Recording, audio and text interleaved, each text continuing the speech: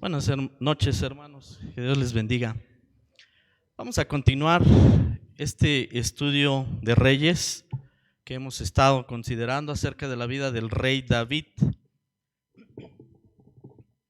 Bien, y terminamos con el pastor Miguel, o estábamos viendo con él acerca de Goliat, ¿verdad?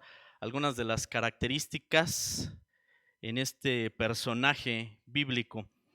Y quiero el día de hoy agregar unos detalles, ¿verdad? Quiero mostrarles allí unas imágenes que son interesantes.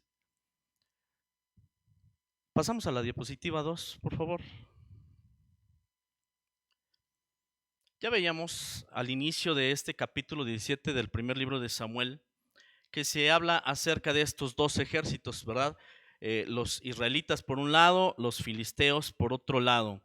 Y se menciona por allí el valle de Elá. Dice el versículo 2 de ese capítulo 17. También Saúl y los hombres de Israel se juntaron y acamparon en el valle de Elá y se pusieron en orden de batalla contra los filisteos. Versículo 3 dice, y los filisteos estaban sobre un monte a un lado, e Israel sobre otro monte al otro lado, y el valle entre ellos. Esa imagen que están viendo ahorita es una fotografía del valle de Elá actualmente. Está como tomada desde uno de los extremos, se alcanza a ver precisamente hacia abajo lo que es el valle, y del otro lado otras colinas. Y quiero mostrarle unos mapas para que más o menos nos vayamos también ubicando en el lugar en el que fueron realizados estos hechos que vamos a considerar en el capítulo 17. Diapositiva 3, por favor. Ahí van a ver en este mapa pues la zona del Medio Oriente, yo creo muy conocida, ¿verdad? En el recuadro verde que se alcanza a notar están las ciudades de Hebrón, está la ciudad de Jerusalén, está el valle de Elá también. Todos estos lugares nos van a sonar muy conocidos ahorita que estemos leyendo este capítulo y más adelante otros capítulos también. Está en el extremo izquierdo el mar Mediterráneo, está la península del Sinaí y está Egipto, de donde salieron precisamente los israelitas. Ahora, imagínense que vamos a hacer un acercamiento en ese recuadro verde. ¿Sí? Pasamos a la siguiente diapositiva.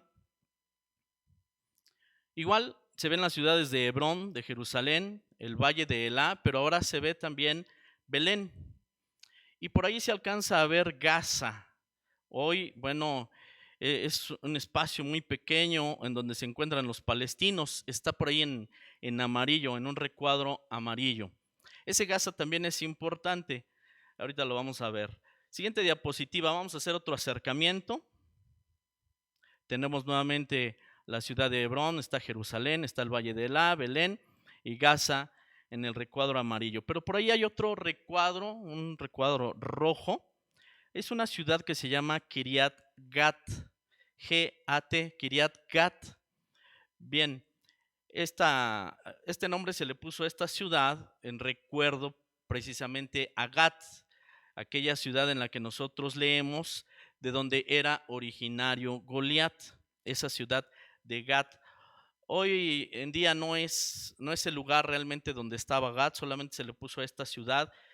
Alrededor, algunos kilómetros alrededor, está la ciudad de Gat, pero no hay una referencia, al menos en lo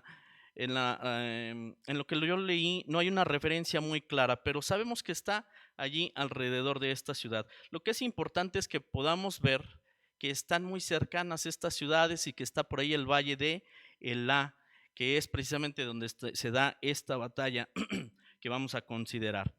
Bien, siguiente diapositiva. Esta es una vista aérea del valle de Elá. Una vista más cercana, pues es la primera foto que nosotros vimos al principio. Muy bien, vamos a continuar. Diapositiva 7. Ese es el lugar más o menos en el que se realizaron estos hechos que estamos considerando. Y voy a tomar algunos datos, ¿verdad? También en el primer libro de Samuel, capítulo 17, versículo 4, nos empieza a hablar acerca de Goliat, ya lo vimos con el pastor Miguel, solamente voy a ver algunos datos adicionales. Dice, salió entonces del campamento de los filisteos un paladín, el cual se llamaba Goliat de Gat. Allí nos dice en el versículo 4 de dónde era originario Goliat de Gat. Y dice, tenía altura de 6 codos y un palmo. Bien, miren, hay personas que conocen esta historia de Goliat y David, pero muchas de estas personas no saben que esto es una historia bíblica y lo ven incluso, pues a lo mejor lo aprendieron de pequeños y lo ven a lo mejor como una leyenda, ¿verdad? No lo ven como algo real, no lo ven como una historia que realmente sucedió. Hasta pudiera ser que piensen que es mitológico este asunto de un gigante, ¿verdad? Luchando contra una persona pequeñita y además esa persona pequeñita sale vencedora. Y bueno, trae además una enseñanza, pero hasta allí lo ven, allí queda para muchos, ¿verdad?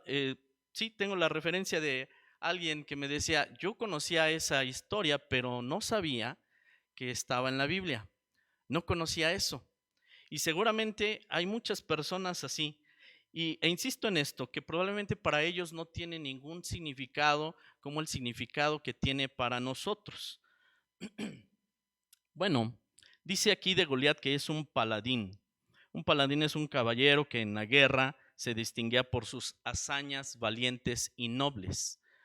Goliat no era eh, eh, un hombre muy alto y flaquito, ¿verdad? Sin fuerza, sin habilidades. Era un guerrero, era un hombre fuerte, era un hombre hábil, ¿verdad? Para la guerra.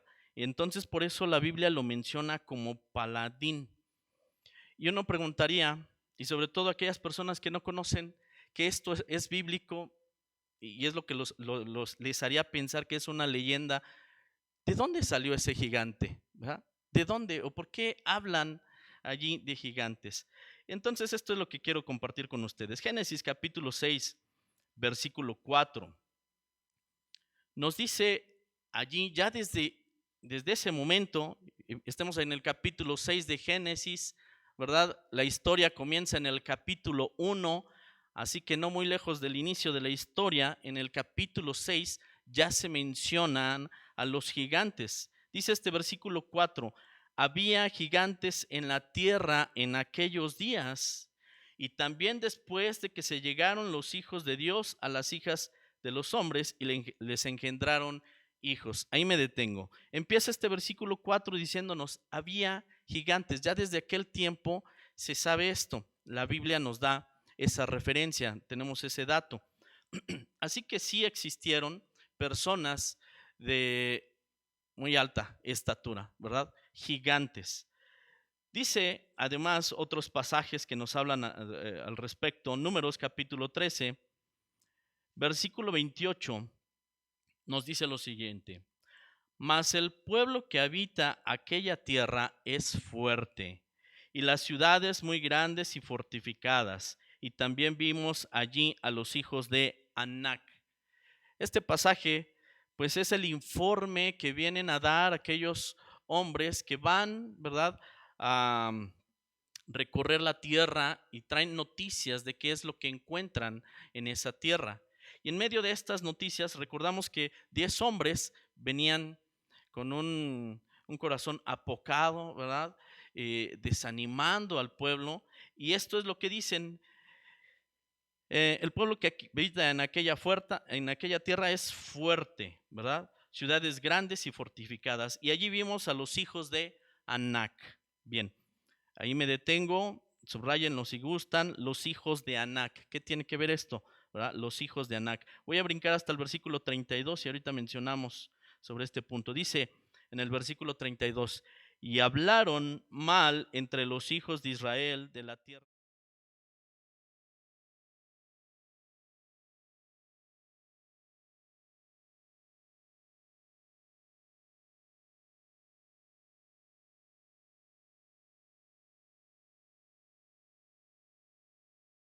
Es las personas que habitan allí son de gran estatura. Versículo 33 sigue diciendo, también vimos allí gigantes, hijos de Anac, ¿verdad? Hijos de Anac. Les comentaba que ahí en el versículo 28 subrayaron esa parte de los hijos de Anac. Los hijos de Anac, ¿verdad? Así vamos a conocer a aquellos que son gigantes. También vimos allí gigantes, hijos de Anac, raza de los gigantes, dice la palabra. Y esto es lo que expresaron los israelitas en aquel momento. Y éramos nosotros, a nuestro parecer, como langostas, y así les parecíamos a ellos. Es decir, ellos al visitar la tierra vieron a aquellas personas, a aquellos gigantes, y cómo sería la estatura de aquellos hombres que la expresión que utilizan es, nosotros éramos como langostas, ¿verdad? Comparados con ellos, y ellos también así nos veían, ¿verdad? Somos como poca cosa para ellos. Este es el informe que ellos traen.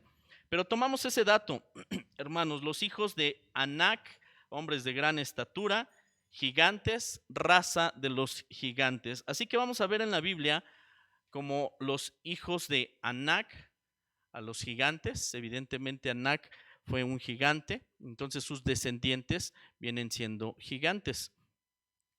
Y también los podremos reconocer como los anaseos, ¿verdad? Los hijos de Anac o los anaseos.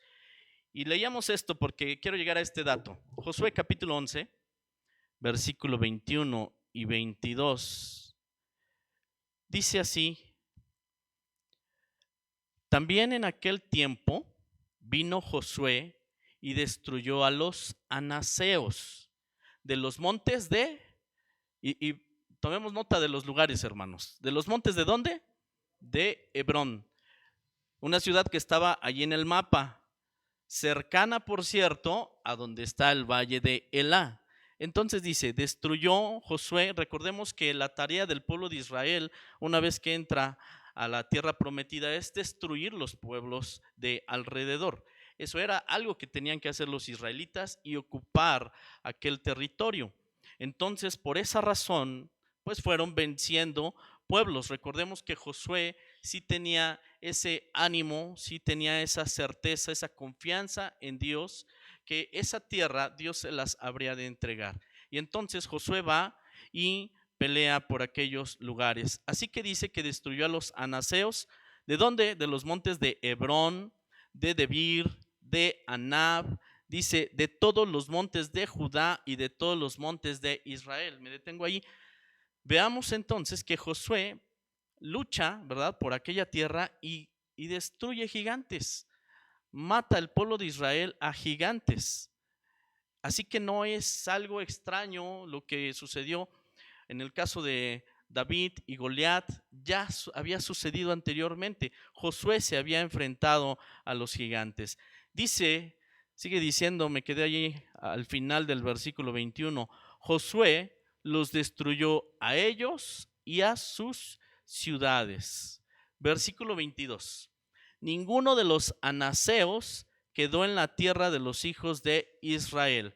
Por eso era importante que viéramos que se les denomina a los gigantes los hijos de Anac, y decía, oh anaseos. Así que Josué destruye a los anaseos, nos dice el versículo 22, ninguno de los anaseos quedó en la tierra de los hijos de Israel. Y notemos lo que dice al final, solamente quedaron en Gaza, en Gat y en Asdod. Y entonces veíamos ahí, ¿verdad?, un lugar llamado Gaza y también, ¿verdad?, un lugar cercano a este lugar llamado Gat. Solamente, dice aquí, Josué destruyó a todos los demás, solamente quedaron gigantes en estos tres lugares, Gaza, Gat y Asdod. Y leíamos, ¿verdad?, acerca de Goliat, ¿de dónde era? De Gat, ¿sí? Así que bueno, ya no nos extraña, ¿verdad?, que aparezca un gigante por allí. Y vamos a avanzar. Dice allí en el versículo 5, regresamos al primer libro de Samuel, capítulo 17.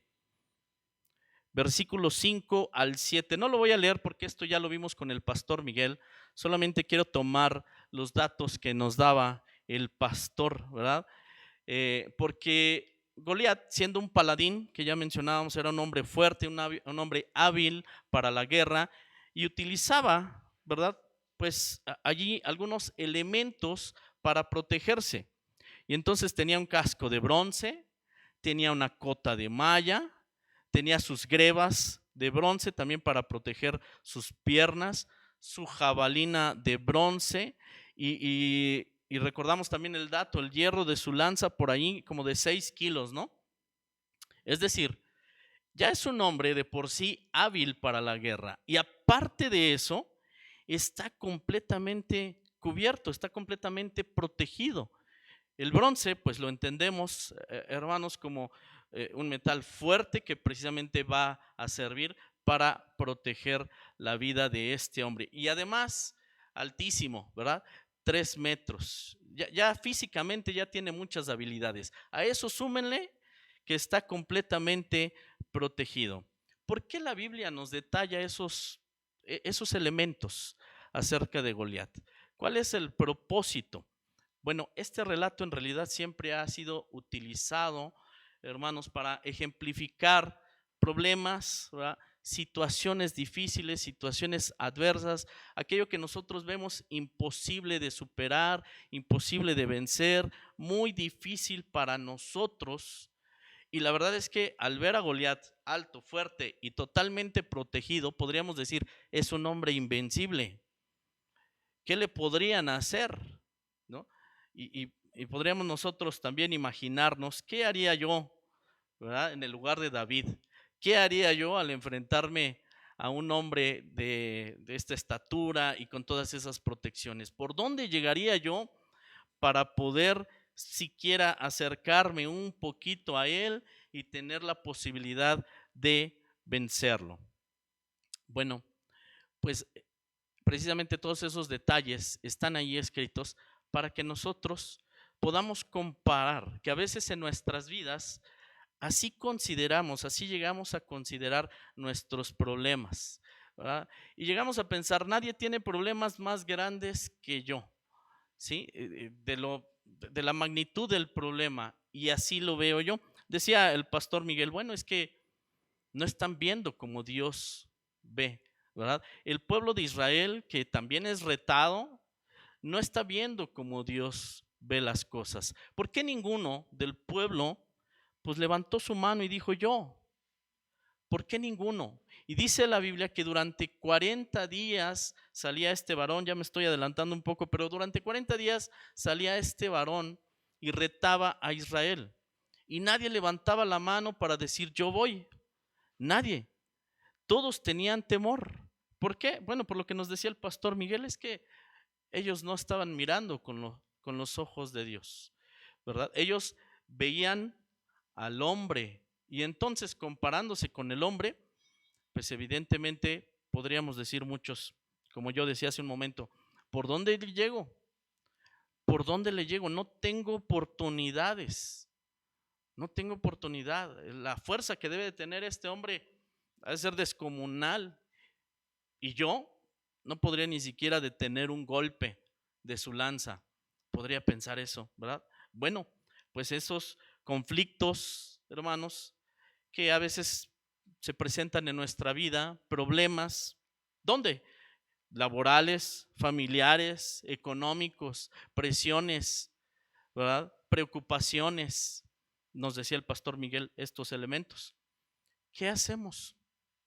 Y además los consideramos imposibles de superar, ¿verdad? Por eso está ahí escrito esos detalles acerca de Goliat, para imaginarnos nuestro problema, nuestra situación difícil, envuelta, ¿verdad?, en el cuerpo y en la armadura de Goliat. Nuestra situación difícil allí envuelta en la armadura de Goliat. Y seguramente todos hemos pasado por eso, por el hecho de pensar que esto es difícil, esto no lo puedo superar, esto es imposible para mí, yo jamás lo podré hacer. Yo creo que muchas veces hemos pensado de esa manera. Bueno, pero vamos a continuar. Dejamos allí un poquito esta parte, la vamos a retomar cuando esté presentándose David en la batalla. Y vamos a ver el desafío que presenta este hombre a Israel. Diapositiva 8. Y dice ahí en el versículo 8 del primer libro de Samuel, capítulo 17, lo que hacía Goliat. Dice, y se paró y dio voces a los escuadrones de Israel, diciéndoles, ¿para qué os habéis puesto en orden de batalla? ¿No soy yo el filisteo y vosotros los siervos de Saúl? Escoged de entre vosotros un hombre que venga contra mí. Si él pudiere pelear conmigo y me venciere, nosotros seremos vuestros siervos, y si yo pudiere más que él y lo venciere, vosotros seréis nuestros siervos y nos serviréis. Y añadió el filisteo, hoy yo he desafiado al campamento de Israel, dadme un hombre que pelee conmigo. Bueno, la verdad es que para él es bien fácil decir todas estas cosas, ¿verdad? ¿Qué conlleva?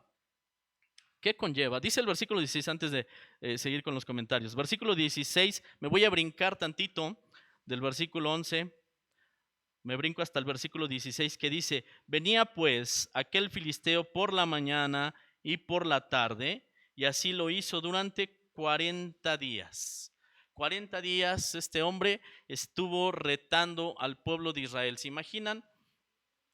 Un mes y medio, casi un mes y medio, y nadie en Israel, ¿verdad? Decía yo, mes y medio, y dice que por la mañana y por la tarde también venía este varón para retar a Israel. Muy bien, dice el versículo 8 una expresión que me parece interesante, los escuadrones de Israel. Este hombre estaba retando a los escuadrones de Israel. ¿Qué es un escuadrón? Bueno, así de sencillo, está definido como unidad militar de caballería dirigida por un capitán. Un escuadrón es un grupo, en otras palabras, es un grupo de soldados, ¿verdad? Que está dirigido por un capitán. Es un capitán el que va al frente. Podríamos decir acerca de ese capitán, ¿quién sería el capitán de los escuadrones de Israel? Humanamente, ¿verdad? El primero en el que podríamos pensar es en Saúl, porque es el rey y está al frente, ¿verdad? Humanamente pensamos en él primero. Pero si nosotros miramos más arriba y además conocemos la expresión, ¿verdad? Los ejércitos del Señor, entonces nos daremos cuenta que estos escuadrones pues están siendo dirigidos por Dios. Y siempre ha sido así en el pueblo de Israel. Dios dirige a su pueblo a las batallas. Siempre ha sido así. Entonces, cuando viene Goliat y reta a los escuadrones de Israel, ¿a quién está retando en realidad? A Dios, exactamente. Está retando a Dios. Y es algo que no se le pasa por alto a David.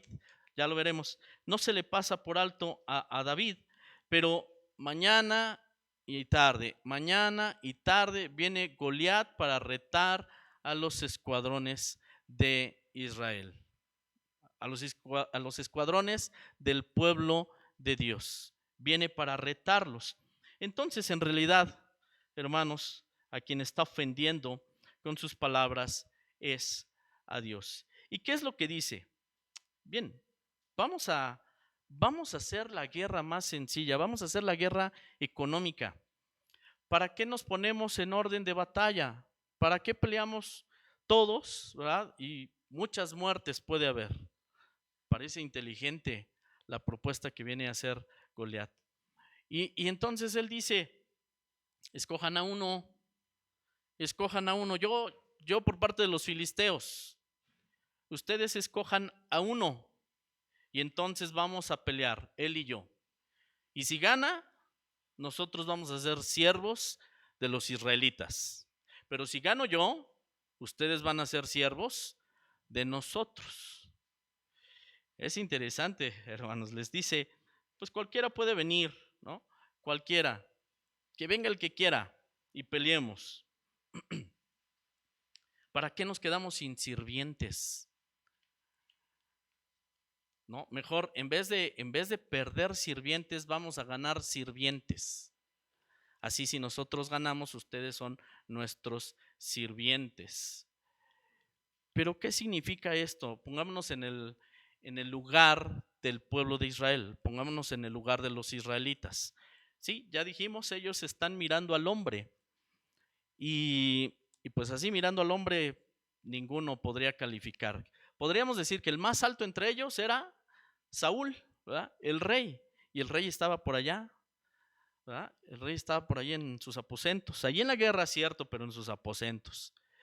Y no salía él tampoco. Al contrario, se ofreció allí un premio para el que saliera a vencer a este hombre filisteo. Pero el que se atreviera entre los israelitas, el que se atreviera a decir, yo voy, era una grande responsabilidad. Porque si perdía, significaba todo mi pueblo se va a hacer sirviente de ellos. Todo mi pueblo se va a hacer sirviente de ellos. Podríamos en realidad juzgarlos desde aquí hacia allá atrás en el pasado y decir, ay, ninguno quería, ¿verdad? Pero pensemos lo que implicaba esto. No sé si le ha tocado a usted ser responsable de alguna tarea y si la tarea sale bien, pues qué bueno, ¿verdad? Pero si sale mal, ¿y sabe qué? Todos le van a apuntar a usted, ¿verdad? Lo primero que sucede es que se empiezan a zafar muchos. Así que imagínense, realmente el que siquiera lo hubiera pensado, hubiera considerado acaso la posibilidad de acercarse allí, ¿verdad? A Goliat y pelear con él, estaba considerando todas estas cosas. Si pierdo, seré el culpable de que mi pueblo sea siervo de los filisteos. Y esto no es lo que Dios quiere para nosotros, ¿no? Además de saber eso, esto no es lo que Dios tiene preparado para el pueblo de Israel.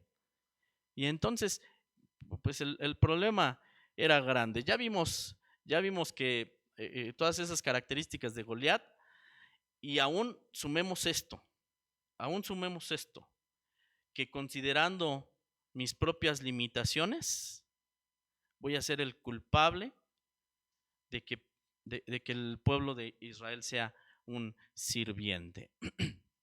Así que era una responsabilidad muy grande, ¿sí? Si es que perdía. Eso sí, para el que ganara, ¿cómo se iba a sentir el que ganara? Se iba a sentir así bien glorioso, ¿no? Grande. Y seguro que Goliat ya se miraba de esa manera. Ya era nombrado paladín, ahí le da el nombre la Biblia, ya era un paladín, era considerado un paladín. Entonces imagínense una batalla más ganada, ¿verdad? Una victoria gloriosa para los filisteos, someter a los israelitas, que se sujeten a la voluntad de los filisteos, es grave el asunto. Así que con todo esto seguimos diciendo, ellos veían sin duda al hombre y veían todas las posibles consecuencias. Es posible que hayan analizado estas cosas, ¿verdad? Y consideraran, mejor no. Seguro todos consideraron, mejor no, ¿sí? Versículo 11 de ese capítulo 17 dice, oyendo Saúl y todo Israel estas palabras del filisteo, se turbaron y tuvieron gran miedo. ¿Qué fue lo que pasó con ellos? Tuvieron miedo. Considerábamos una cosa, el valiente no es el que no tiene miedo, ¿verdad? No se le dice valiente porque no tiene miedo. El valiente más bien enfrenta sus temores. Es lo que sucede, ¿verdad? El valiente va a enfrentar sus temores. Todo el pueblo de Israel tenía miedo. Pero la pregunta es, ¿habría algún valiente? ¿Habría en el pueblo de Israel un valiente que pudiera hacer frente a este filisteo, que además estaba retando al pueblo de Dios, por consecuencia a Dios mismo? ¿Habría uno? Bien, yo creo que durante mes y medio casi, ¿verdad? Todos se quedaron allí, viendo si en algún momento alguien levantaba la mano, viendo a ver si alguien surgía y esperando a ver qué pasaba. O empezamos la guerra, o nos esperamos a ver qué decide Goliat, a ver qué va a hacer Goliat. Casi están a la espera de ver qué sucede. Ellos no toman la iniciativa. Es importante resaltar estas cosas. Ellos no toman, ninguno de ellos tomó la iniciativa. Incluso se tuvo que ofrecer una recompensa, ¿no? Para que alguien pudiera tomar esa iniciativa. Vamos a hacer una pausa, ¿verdad? Aquí en este versículo 11. Vamos a hacer una pausa allí en lo que tiene que ver con la batalla y con esta propuesta de Goliat.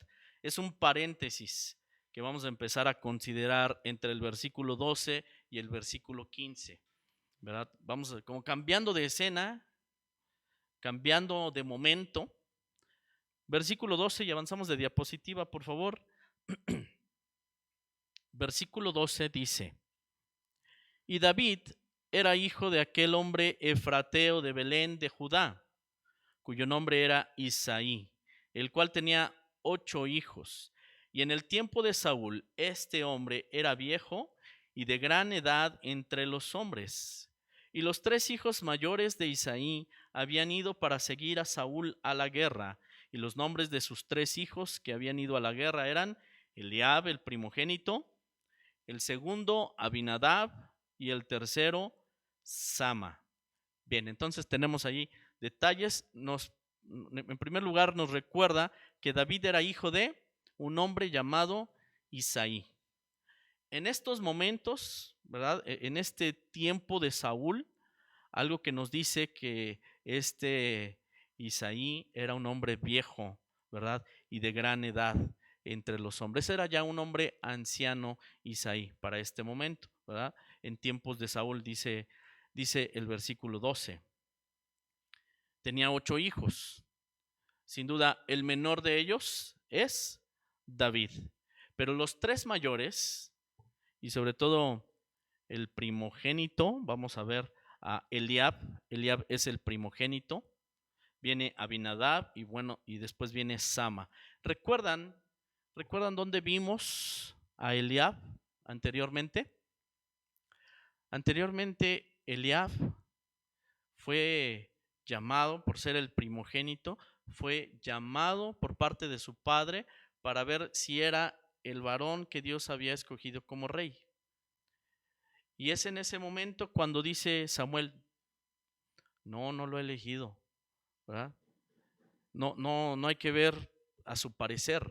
Dios lo que mira es el corazón. De entrada pensó Samuel que sí era este hombre, Eliab. Pensó que sí era, y además como que todo apuntaba también, porque es el primogénito. Y recordemos que los primogénitos, bueno, tenían la mayor parte de la herencia, tenían un lugar privilegiado, ¿verdad? En medio de la familia tenían un lugar privilegiado, los primogénitos. Así que todo pareciera indicar que iba a ser Eliab. Pero ahí es la enseñanza que ya vimos en algún momento. Pues no mires el exterior.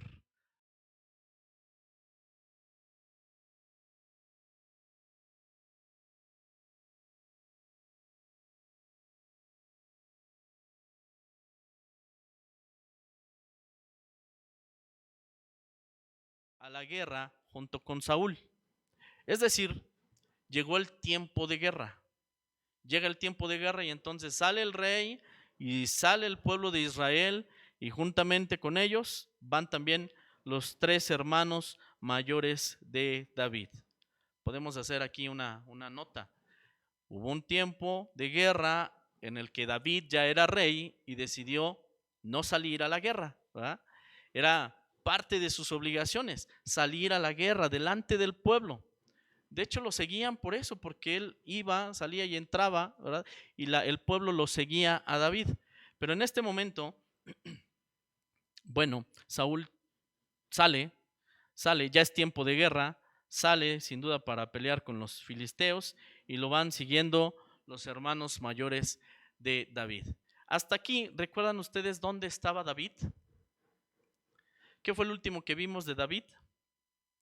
David estaba tocando el arpa, ¿verdad? David estaba sirviendo a Saúl, estaba cantando para él, porque lo tranquilizaba la música de David.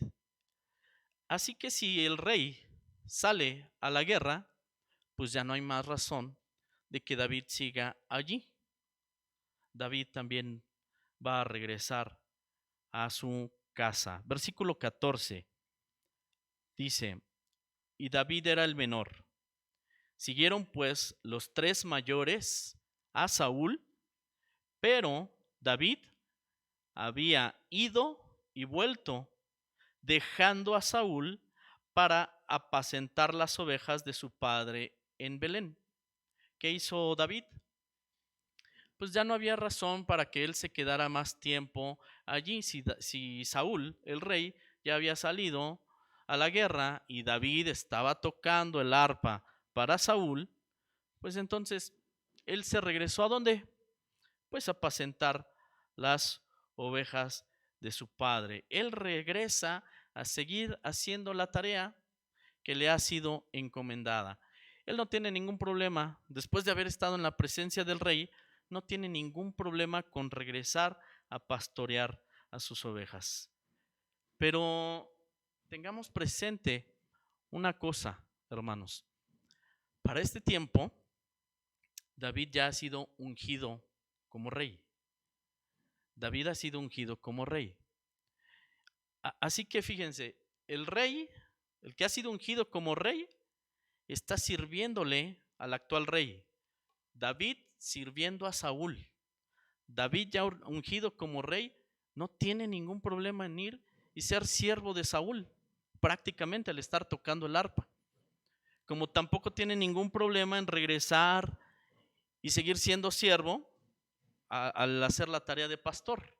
No tiene ningún problema con eso David. Dios lo lleva y lo trae. Lo cierto es que Dios ya está trabajando en la vida de David y debemos de tener esto presente. Estamos por entrar a lo que es la vida pública de David. En este momento a David lo conocemos como el pastor, nadie lo conoce, ¿verdad? Nadie lo conoce. Sí, uno que otro puede dar referencia de David, pero en general el resto del pueblo no lo conocen. Estamos por entrar precisamente a estos pasajes en donde se va a hablar de esta pelea, de esta batalla de David contra Goliat, y que allí vamos a ver lo que Dios ha estado haciendo en la vida de David, pues allá en lo secreto, allá apartado en ese lugar en donde está pastoreando a las ovejas de su padre. Está pastoreando y, hermanos, yo creo que podemos imaginarnos, allí está tocando él el arpa. Para estar tocando el arpa delante del rey, ¿se imaginan la práctica que se necesita? ¿No? Nuestros hermanos que están allí en la alabanza, tanto en los instrumentos como en el canto, saben lo que implica prepararse, ¿verdad? Y David está por allá haciendo estas cosas, no solamente la tarea de pastor, está tocando el arpa. ¿Por qué David después puede escribir el Salmo 23? El Señor es mi pastor, ¿verdad? ¿Por qué David después puede escribir el Salmo 23? Porque David puede entender la relación de Dios con su pueblo Israel a través de la relación que David mismo ha tenido con Dios. Y por supuesto, porque en la práctica Él estuvo pastoreando las ovejas. Entonces, si nosotros vemos cada uno de los pasajes ahí escritos en el Salmo 23, podemos imaginar todo lo que Dios ha estado bendiciendo a David y que lo empieza a preparar precisamente para llevarlo a ocupar el reino.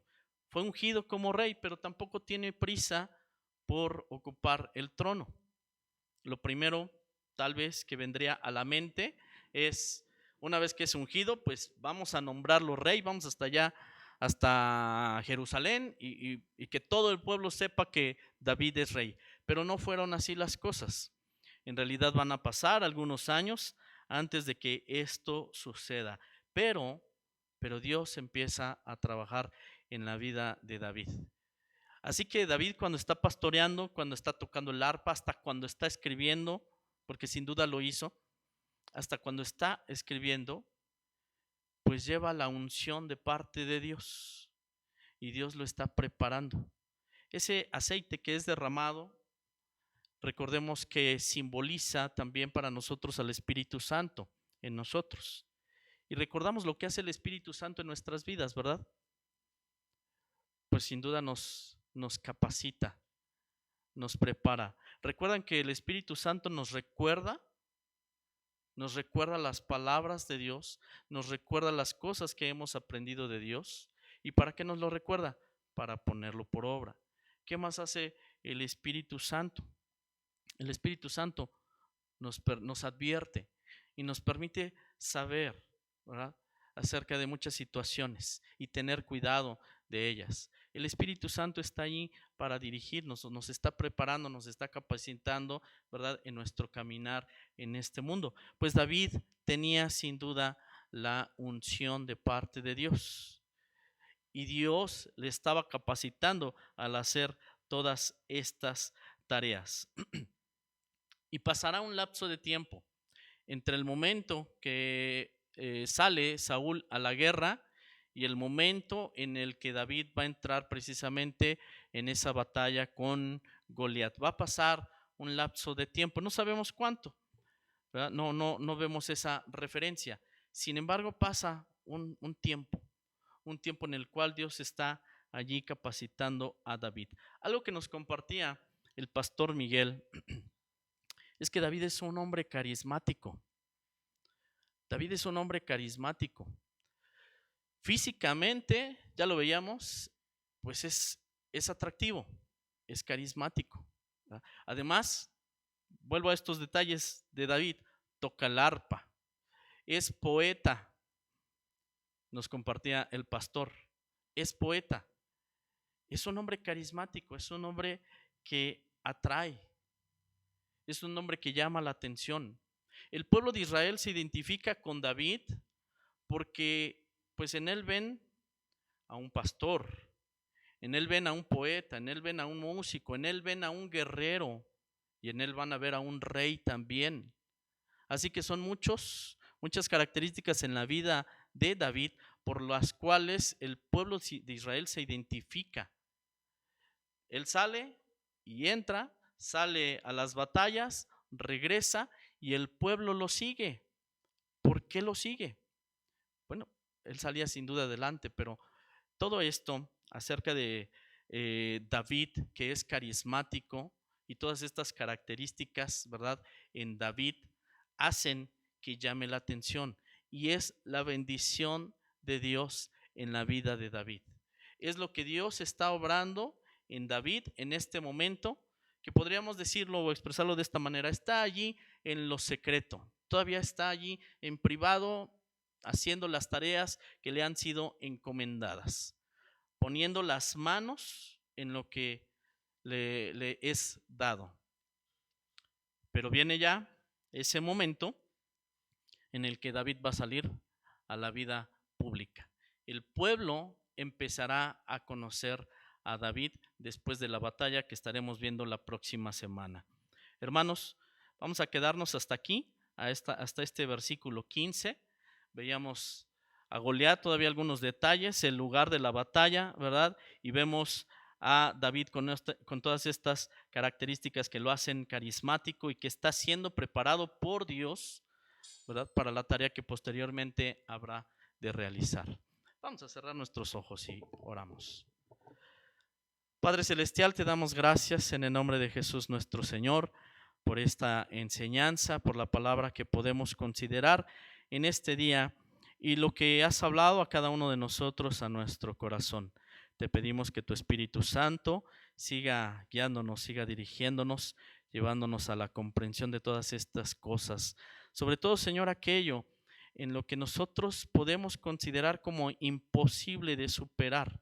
Momentos en nuestra vida que se presentan difíciles, problemas, situaciones que pensamos que no es posible que nosotros podamos salir adelante. Pero Señor, estamos aprendiendo el porqué de tu palabra escrita con tantos detalles para que podamos nosotros reflexionar y no dejarnos vencer ante estas situaciones, sino más bien poner nuestra confianza en ti. Te rogamos, Señor, que tu Espíritu Santo siga recordándonos estas cosas y afirmándolas en cada uno de nosotros. Gracias, Dios, te lo agradecemos en el nombre de Jesús nuestro Salvador. Amén. Dejo el lugar al pastor.